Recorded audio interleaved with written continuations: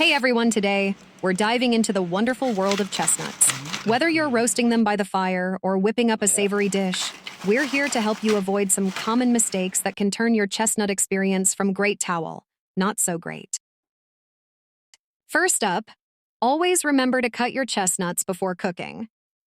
This is crucial to prevent them from exploding. A quick tip: use scissors instead of a knife for a safer and easier cut. Trust me, your future self will thank you.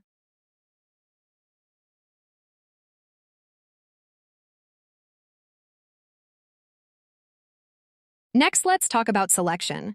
Always choose firm, hard chestnuts, soft or squishy ones. Nope, skip those. They'll end up dry and unpalatable once cooked. Remember quality over quantity. Now, on to cooking time. If you're using an air fryer, keep it to about 10-15 minutes. In a regular oven, you can go a bit longer, but be careful. Overcooking can dry them out and make peeling a nightmare. No one wants that. Here's a pro tip. After cooking, place your chestnuts in a kitchen towel or tea towel. This traps the steam and moisture, making them easier to peel when they're warm. It's a game changer.